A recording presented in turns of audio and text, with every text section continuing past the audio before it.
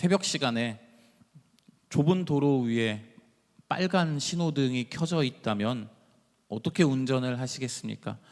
아무도 없고 위험하지도 않고, 특히 새벽 예배에 오실 때 일찍 가고 싶은 그런 마음이 들 때 어떤 선택을 하시나요? 지금은 신호등 위에 카메라가 있어서 어쩔 수 없이 멈출 수밖에 없겠지만, 예전에는 많은 사람들이 그 신호를 무시하고 그냥 지나가는 선택을 했었던 것으로 알고 있습니다. 1996년도 11월 달에 처음 방영된 양심냉장고라는 프로그램을 아마 기억하실지 모르겠습니다. 방송은 새벽 시간대에 좁은 도로에 켜진 빨간 신호등을 지키는 차를 기다리고 있었습니다. 밤이 새도록 기다렸는데 차들은 계속해서 신호를 무시하고 지나갔고, 방송을 진행하는 이경규 씨와 또 다른 한 분은 자기들끼리 막 떠들면서 마무리 멘트를 하면서 이제 성공하지 못할 것이다 라고 하면서 방송을 마무리하려고 하고 있는 그때에 4시 13분이었습니다. 파란색 티코 한 대가 빨간색 신호등 앞에서 천천히 속도를 줄이더니 멈추고 말았습니다. 그래서 방송진들이 일제히 이제 소리를 지르면서 그 운전자를 인터뷰하기 위해서 이제 촬영하고 있는 곳으로부터 막 달려 나갔었죠. 그런데 운전자를 인터뷰하려고 보니까 운전자가 말을 더듬는 거예요. 그래서 이제 PD가 생각했다고 합니다. 큰일 났다, 이 사람 음주운전 같다라고 생각했는데, 사실은 그것이 아니라 이 운전자는 장애를 갖고 있는 분이셨고, 그때에 빨간색 신호등 앞에서 차를 이렇게 멈추고 사람들이 이제 막 자기에게 다가오니까 당황하여서 말을 좀 더듬은 것 같은데, 그때 그 이경규 씨가 당연한 질문을 합니다. 왜 신호를 지키셨습니까? 라고 묻자 이분이 이렇게 대답합니다. 저는 매일 지켜요 라고 대답했다고 합니다. 그래서 이 사건이, 이 양심냉장고라는 이 프로그램, 정확하게는 이경규가 간다라는 프로그램이었던 것 같은데, 여기에 나왔던 이 사례가 초등학교 도덕교과서에 실렸다라고 인터넷에서 본 적이 있습니다. 사람들이 생각할 때에는 지키지 않아도 되는 법이었지만 어떤 사람은 이 법을 지켰던 것이죠. 오늘 우리가 함께 읽었던 말씀 안에 등장하는 사울이라는 사람은 하나님의 명령을, 하나님의 법을 가볍게 여겼던 사람입니다. 하나님이 세우신 이스라엘의 왕이었는데 하나님의 명령을 지켜야만 하는 하나님의 백성들의 지도자였는데 하나님의 말씀을, 명령을 지키지 않았던 사람입니다. 마치 빨간 신호등을 무시하고 지나갔던 수많은 사람들의 대표와 같은 모습이 아닐까 생각됩니다. 사무엘상을 보면 10장, 11장, 12장까지의 내용들은 사울이라는 인물이 점점 그의 인생 그래프라고 표현할 때 올라가고 있는 느낌을 주고 있습니다. 10장에서는 사울이 왕으로 추대를 받고요, 11장에서는 암몬과의 전쟁에서 승리하는 이야기가 그려지고 있습니다. 그리고 12장에서는 사무엘이 자신이 고별 설교를 통하여서 이스라엘의 지도자는 이제 사울이다라는 것을 은연중에 표현하고 있죠. 그래서 이 사울이라는 인물의 인생이 조금씩 그의 그래프가 올라가고 있는 느낌을 주게 됩니다. 그런데 오늘 읽으신 13장부터는 사울의 인생 그래프가 내리막길을 걷게 됩니다. 그리고 그 변화의 시작은 자기가 생각하고 자기가 가지고 있는 기준을 통하여서 하나님의 명령을 어기는 것으로부터 그의 인생 그래프가 내려가기 시작합니다.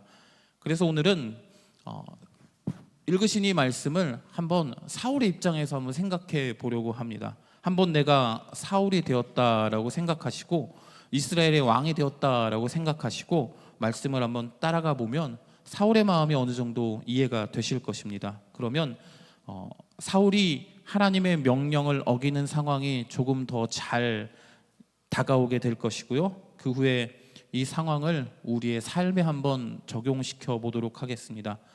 그렇게 하다 보면 우리는 사울보다 훨씬 더 하나님의 명령에 불순종하는 사람이라는 것이 드러나게 될 것입니다. 그때 우리를 위한 특효약이라고 해야겠죠. 예수님께 기도하는 우리들이 되어야 한다는 말씀으로 말씀을 마무리하고자 합니다. 본문을 보면 사울은 40세에 왕이 되었다라고 합니다. 남자 성인의 경우 40살이라는 나이는 무언가 자기에게 주어진 일에 최선을 다하고 싶어 할 수 있는 그런 나이입니다. 그리고 왕이 된 지 2년이 지났다라고 말씀하고 있습니다. 왕으로서 하고 싶은 일도 있고 해야만 하는 일이 있는데 나라의 운영을 2바퀴 정도 돌려본 것이죠. 이제 무언가 자신감이 좀 생기고 이거를 좀 해봐야겠다라고 생각하는 그런 상황입니다. 군대에 있을 때 1년이 지나고 2년이 지난 다음에 이제 저희 행정보급관이 저희들을 보면서 한 이야기입니다. 쓸만해지니까 다 나간다라고 이야기를 하고 있습니다. 2년 동안 열심히 가르쳐 놓고 이제 뭔가를 좀 스스로 할 수 있는 시간이 되었는데 다 제대를 해버린다고 이제 투덜거리던 그 모습이 기억나는데요. 2년이라는 시간은 무언가에 좀 익숙해질 수 있는 그런 시간입니다. 사울이 2년 동안 나라를 다스린 이후에 내가 무언가를 해보겠다라고 생각하고 있는 그런 때였습니다. 그래서 본문에서 사울이 시작한 일은 군대를 만드는 일이었습니다. 왕이 직접 관리하는 군대를 조직해서 자신이 가지고 있는 힘을, 권력을 더 키우고자 한 것이죠. 더불어 당시는 이스라엘과 대적하고 있던 블레셋이라는 나라를 대비하기 위한 목적도 있었습니다. 당시 이스라엘은 블레셋과 아주 적대적인 상황이었는데요. 블레셋이 힘을 계속해서 키워갔고 이스라엘 영토의 중앙까지 그들이 침입해 있는 그런 상황이었습니다. 그래서 게바라는 지역까지 예루살렘의 동쪽 지역에 있는 게바라는 지역까지 블레셋이 침입해서 군사적인 시설을 만들고 다른 영토를 호시탐탐 노리고 있던 그런 상황입니다. 사울은 3,000명의 군대를 모집하여서 2,000명은 게바의 위쪽에 있는 믹마스라는 지역에 자신이 군대를 이끌고 주둔하고 있었고요. 또 1,000명은 자신의 아들이었던 요나단에게 그 베냐민 기브아라는 지역에서 군대를 이끌고 주둔하게 만들었습니다. 그래서 게바라는 지역을 사울이 위쪽에서 2,000명을 군대를 가지고 요나단이 아래쪽에서 1,000명의 군대를 가지고 포위하고 있는 상황이었습니다. 그래서 이스라엘 영토를 침입한 이 블레셋을 내가 한번 물리쳐 봐야겠다. 이 군사들을 가지고 그들을 공격해서 블레셋을 우리 땅에서 몰아내야겠다라고 생각하고 있는 그러한 상황이었습니다.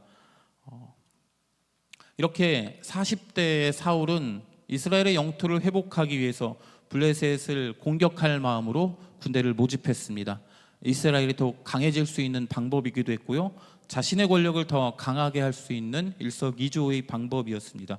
그 후에 요나단이, 사울의 아들이었던 요나단이 자신이 거느리고 있는 군대를 동원해서 블레셋 수비대를 공격하는 일이 벌어집니다. 사울의 지시를 받았는지 받지 않았는지는 알 수 없지만 이 일이 벌어지자 사울이 크게 나팔을 불어서 온 이스라엘의 군대를 모집하게 됩니다. 이스라엘 백성도 사울의 소리를 듣고 길갈이라는 지역으로 모여들게 됩니다. 사무엘상 11장에 보면 암몬과의 전쟁을 위하여서 이스라엘 백성들이 약 30만 명 정도가 모였다라고 기록이 되어져 있는데요. 이때도 아마 이 정도 모이지 않았을까라고 생각할 수 있습니다. 아주 많은 숫자이지만 문제는 블레셋 군대의 규모였습니다. 블레셋 군대의 규모는 병거가 3만 명, 마병이 6,000명, 백성은 해변의 모래같이 많았다라고 성경은 말씀하고 있습니다. 이스라엘이 가장 강력했던 시기가 다윗과 솔로몬 시대라고 한다면 성경을 살펴보면 솔로몬 시대의 병거가 1,400대라고 기록이 되고 있습니다. 그런데 블레셋의 병거는 지금 3만 대라고 성경은 말씀하고 있죠. 지금 블레셋이 보유한 병거의 수는 솔로몬 왕 때의 20배가 넘어가고 있는 상황입니다. 그래서 어떤 학자들은 이건 말도 안 된다라고 하면서 병거의 수를 과장이라고 주장하기도 하지만 우리가 여기에서 이제 보아야 할 것은 블레셋의 군대가 이스라엘의 군대보다 훨씬 더 많구나라는 사실만을 기억하시면 될 듯합니다. 더불어 블레셋이 가지고 있는 무기도 만만치가 않았습니다. 사무엘상 13장의 마지막 부분을 보면 블레셋은 철로 된 무기를 가지고 있었던 것으로 보입니다. 반면에 이스라엘은 사울과 요나단만이 칼과 창, 즉 철 가지고 만든 무기를 가지고 있었다라고 표현하고 있습니다. 역사적으로 보면 블레셋이라는 나라는 철기 문명을 소유하고 있었고 이스라엘은 철기 이전인 청동기 문명을 소유하고 있었던 것으로 보입니다. 청동은 만들기가 어렵습니다. 구리와 주석이라는 금속들을 합쳐야지 나오는 것이 청동이어서 많은 사람들이 청동으로 된 무기나 도구를 가지고 생활할 수는 없었다라고 합니다. 그래서 청동을 가지고 생활하고 있는 시기에는 돌이나 나무로 만든 것을 일반 사람들이 사용했다라고 이야기하고 있는데요. 철은 그렇지가 않습니다. 그냥 온도가 좀 높을 뿐이지 철광석을 가지고 녹여서 두드려서 무기나 도구를 만들기 때문에 수많은 사람들에게 이 철로 된 도구들을 보급할 수 있었다라고 역사에서는 이야기를 하고 있습니다. 무슨 이야기냐면 이스라엘 백성들은 청동으로 된 무기를 갖고 있든 돌이나 나무로 된 무기를 가지고 전쟁에 임하였다면 블레셋은 칼과 창, 철로 만들어진 무기를 가지고 이스라엘과 전쟁을 하려고 하는 그런 상황이었던 것입니다. 병력의 수에서도 비교가 되지 않을 정도로 블레셋이 훨씬 압도적이고 무기의 질에 있어서도 블레셋이 훨씬 더 좋은 최첨단 무기를 가지고 있었던 그런 상황입니다. 과거에 이스라엘과 블레셋의 전쟁이 이 사무엘상 13장 앞에는 3번 정도 등장을 합니다. 삼손이 나올 때의 전투, 또 언약궤를 앞세워서 이스라엘이 패배했던 언약궤를 뺏기는 전투도 블레셋과의 전투였습니다. 엘리 제사장 때의 일이죠. 그리고 이스라엘 백성들이 사무엘에 의하여서 미스바에 모였을 때 블레셋이 공격하는 일들이 벌어지게 됩니다. 이렇게 3번 정도 블레셋과의 전투가 성경에는 등장하고 있는데 삼손은 블레셋을 어떻게 물리쳤나요? 이제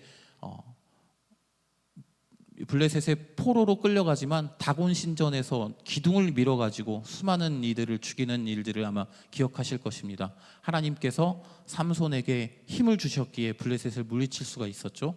또 언약궤를 앞세운 전쟁에서는 이스라엘 백성들이 패배하게 되지만 언약궤 자체가 하나님께서 일하심으로 언약궤가 다시 이스라엘로 돌아오는 일들을 보여주고 있습니다. 또 미스바에서 일어났던 전투는 하나님께서 큰 우레를 보내셔서 블레셋 사람들을 혼란하게 만들어서 전쟁에서 승리할 수 있도록 하십니다. 어떤 이야기냐면 블레셋과의 전쟁에서는 하나님의 도우심으로 인하여서 계속해서 승리했다라는 이야기입니다. 그런데 오늘 사무엘상 13장에서의 전쟁은 하나님의 도우심을 구하는 사울의 모습이 등장하지는 않고 있습니다. 왕이 된 사울은 암몬과의 전투에서 승리한 이후에 조금 자신감을 얻은 것 같습니다. 이후에 이스라엘 깊숙이 침입해온 게바 지역에 위치한 블레셋의 요새를 공격하여 블레셋과의 전쟁을 준비한 것으로 보입니다. 하지만 블레셋의 군대와 무기는 사울이 생각하고 계산하였던 것보다 훨씬 더 크고 더 좋은 무기로 무장하고 있었던 것 같습니다. 이스라엘 사람들은 이 블레셋의 군대를 보면서 매우 두려워했습니다. 굴과 수풀과 바위 틈과 은밀한 곳과 웅덩이에 숨어버립니다. 어떤 이들은 요단강을 건너서 블레셋이 쫓아올 수 없는 지역으로 도망치기도 합니다. 모든 백성들이 블레셋 군대를 보면서 떨며 두려워하는 그런 상황입니다. 사울의 입장이라고 한번 생각해 보신다면 매우 답답하고 두려웠을 것입니다. 이스라엘 백성들은 점점 도망치고 있고요. 군대의 숫자는 줄어가고 있습니다. 제대로 된 전투를 치러보지도 못한 채 병력은 군대는 점점 줄어가고 있는 상황입니다. 블레셋과 전투를 치르기 위해서는 제사를 드려야 했습니다. 전쟁에 앞서 번제를 드리고 화목제를 드림으로써 하나님의 주권을 인정하고 하나님의 인도하심을 바라는 그런 행위를 해야만 했습니다. 그리고 제사는 아무나 드릴 수 없는 하나님의 뜻을 행하는 사람만이, 제사장만이 드릴 수 있는 것이 바로 제사였습니다. 사무엘이 사사로 있는 동안에는 사무엘이 사사로서, 제사장으로서 이 제사를 담당하고 있었던 것으로 보입니다. 즉 하나님께 드리는 제사는 사무엘만이 드릴 수가 있었던 것이죠. 사울은 제사를 드리기 위해서 사무엘을 7일 동안이나 기다렸습니다. 7일을 기다린 이유는 사무엘상 10장에 사울과 사무엘이 약속하는 장면이 등장합니다. 이레 동안 기다려라 라는 이 말씀을 통해서 사울은 사무엘을 이레 동안, 7일 동안 기다렸던 것으로 볼 수 있습니다. 엄청난 블레셋의 군대 앞에서 이스라엘 군대는 점점 더 줄어들고 있는 상황입니다. 자고 일어난 후에 군대를 확인해 보면 줄어들어 있고, 또 자고 일어난 후에 군대를 확인하면 줄어들어 있는 그런 상황입니다. 사울의 입장에서 보면 7일이라는 시간 동안 기다렸다는 건 꽤 많은 시간 동안 기다렸던 것으로 볼 수도 있습니다. 그래서 사울은 이 7일째가 되는 날 자신이 번제와 화목제를 드리고 맙니다. 더 이상 기다릴 수 없었던 것이죠. 사무엘은 마치 기다렸던 것처럼 사울이 제사를 드린 이후에 바로 등장합니다. 이 부분을 보면서 사울이 일부러 늦게 도착한 것이라고 주장하는 학자들도 있지만, 어쨌든 사울은 제사를 드림으로 인하여서 하나님의 명령을 어기게 되고, 이 장면을 사무엘이 직접 보고 사울을 꾸짖게 됩니다. 왕이 망령되이 행하였다라고 표현할 정도로 왕에게 심한 질책을, 비판을 하고 있습니다. 제사를 드리는 사울의 마음과 시선과 기준에 대하여서 사무엘은 꾸짖은 것으로 볼 수 있습니다. 사울 왕의 왕이신 하나님께서 내린 명령을 지키지 않았던 것입니다. 사울 왕이 제사를 드린 그 시점에서 사울은 더 이상 하나님을 의지하는 것이 아니라 군대의 힘을, 자기가 가지고 있는 힘을 선택한 것으로 볼 수 있습니다. 제사는 단순히 형식적인 것이 되어버렸고요, 이걸 빨리 해치워 버려야 할 의식이 되고 말았습니다. 또한 사울은 이스라엘의 왕이었습니다. 누구보다 하나님의 명령에 순종해야 할 사람이었음에도 불구하고 그는 하나님의 말씀, 하나님의 명령에 순종하지 않고 자기가 가지고 있는 기준과 생각에 따라서 행동했습니다. 그는 더 이상 하나님을 바라보지 않은 것으로 볼 수 있습니다. 사울은 더 이상 하나님을 의지하지 않으려고 했습니다. 더 이상 하나님을 바라보려 하지 않았고요, 더 이상 하나님께 순종하려 하지 않았습니다. 이것이 사울이 하나님의 명령을 어겼다라는 말씀 안에 들어있는 의미입니다. 사울은 사무엘에게 자신이 한 행동에 대하여서 핑계를 대고 있습니다. 11절에 기록된 말씀인데요, 첫째로는 백성들이 내게서 흩어지고 있다. 두 번째는 당신이, 사무엘이 정한 날 안에 오지 아니하였다. 셋째로 블레셋 사람들이 믹마스에 수많은 군대가 모여 있다라고 사무엘에게 이야기를 합니다. 백성에게, 사무엘에게, 블레셋에게 자신이 제사를 드린 이유에 핑계를 대고 있는 것입니다. 그런 사울에게 사무엘이 하나님의 심판을 전해줍니다. 두 가지의 심판인데요, 하나는 사울에게 주어졌던 왕권을 영원히 그의 집에 유지시키려고 했지만 그것이 이제 철회되었다라고 말하고 있습니다.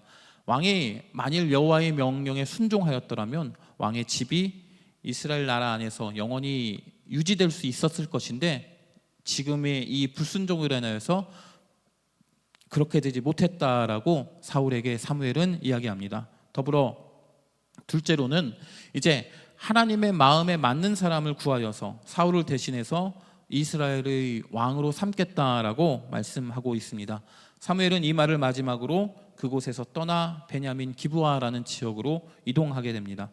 이후 블레셋과 이스라엘의 전쟁은 블레셋에게 아주 유리한 방향으로 진행됩니다. 블레셋은 13장 후반절에 보면 특공대, 노략군이라고 표현되어져 있는데요, 세 개의 특공대를 보내어서 이스라엘 군대를 둘러싸고 이스라엘 군대가 도망칠 공간까지 막아버립니다. 그리고 하나의 부대를 더 보냈다라고 성경은 말씀하고 있습니다. 완전히 블레셋의 승리로 전쟁의 기울기가 기울어져 버리고 있는 그런 상황입니다. 블레셋과 이스라엘의 전쟁은 이제 어떻게 되었을까요? 불순종한 사울은 과연 이 전쟁에서 승리할 수 있을까요? 그 결과는 내일 새벽 예배 때 들어보시면 됩니다. 궁금하신 분들은 사무엘상 14장의 말씀을 읽어보시면 잘 기록이 되어 있습니다. 사울의 결정은 인간적인 눈으로 보면 충분히 이해할 수 있습니다. 백성은 흩어지고 블레셋은 눈앞에서 계속해서 강한 그 군대가 다가오고 있고 사무엘은 아직 도착하지 않은 그런 상황입니다. 왕으로서 책임감을 가지고 행동한 것이다 라고 말할 수도 있습니다. 하지만 하나님께서 사울을 책망하신 이유는 단 하나였습니다. 하나님의 명령을 끝까지 따르지 않았다라는 것입니다. 하나님의 명령은, 하나님의 말씀은 우리의 계산이나 상황과는 다르게 흘러갈 수 있습니다.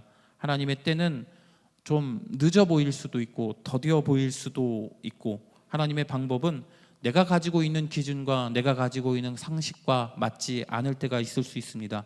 하지만 하나님의 명령은 반드시 지켜져야 하는 진리이며, 그분의 말씀은 나에게 불이익이 있을지라도 이해되지 않아도 따라야만 하는, 따를 가치가 있는 말씀입니다.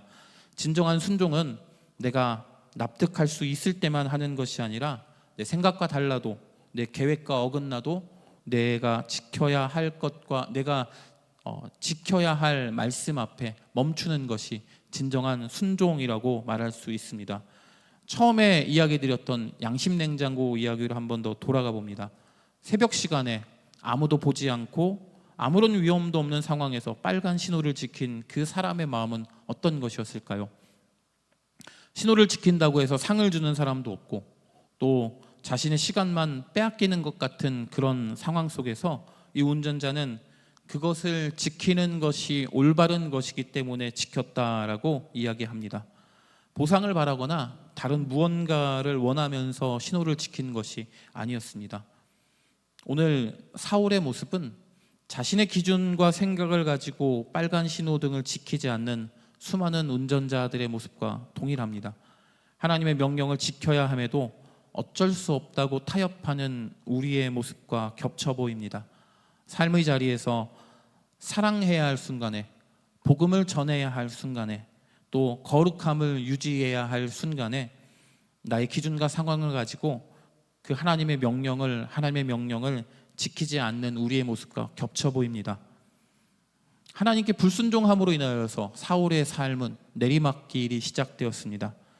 우리의 삶 속에서 하나님의 말씀대로 살아가야 할 그 순간에, 순종해야 할 그 순간에 내 기준과 내 상황을 가지고 절대적인 하나님의 명령 앞에 순종하지 않는 우리의 모습이 보일 때가 너무나도 많습니다. 오늘 성도님들께 말씀드립니다. 하나님의 명령 앞에 순종할 수 있는 우리 모두가 되기를 축복합니다. 그렇게 할 수 없을 때에는, 우리가 순종할 수 없을 때에는, 순종하기가 어렵고 힘들다라고 고백될 때에는 우리가 드릴 수 있는 최고의 무기인 기도를 통하여서 주님, 순종할 수 있도록 도와주십시오라고 기도할 수 있습니다. 순종할 수 있는 힘을 나에게 허락해 주십시오라고 하나님을 의지할 수 있습니다. 또한 불순종의 상황 앞에서 나와 함께하고 계시는 성령님을 더욱 의지하여서 성령 충만함을 통하여서 이 순종의 상황으로 나아갈 수 있습니다. 그래서 내 기준과 내 생각과 내가 가지고 있는 그 뜻을 가지고 하나님의 명령에 불순종하는 것이 아니라 더욱 기도함으로, 더욱 주님을 의지함으로, 더욱 성령의 충만함으로 인하여서 순종할 수 없는 상황 속에서도 순종할 수 있는 그런 힘과 그런 주님의 인도하심을 받는 우리 모든 성도님들이 되기를 주님의 이름으로 축복합니다. 기도하겠습니다.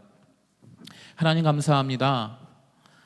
새벽 시간 우리에게 말씀하여 주심에 감사를 드립니다. 순종할 수 없는 상황 가운데서도 순종할 수 있는 우리들이 될 수 있도록 주님 도와주옵소서. 내가 가지고 있는 생각과 기준과 뜻을 가지고 하나님의 말씀 앞에 타협하는 것이 아니라 오직 주님의 말씀만을 바라보며 그 말씀 앞에 순종하며 그 말씀을 지켜나갈 수 있는 우리 모두가 될 수 있도록 인도하여 주옵소서. 하나님의 뜻이 나의 생각보다 훨씬 더 위대하며 크심을 인정하게 하소서. 그래서 하나님의 말씀 앞에 하나님의 말씀 앞에, 하나님의 명령 앞에 절대적인 순종으로 나아갈 수 있는 우리 모두가 될 수 있도록 주여 도와주옵소서. 예수님의 이름으로 기도합니다. 아멘.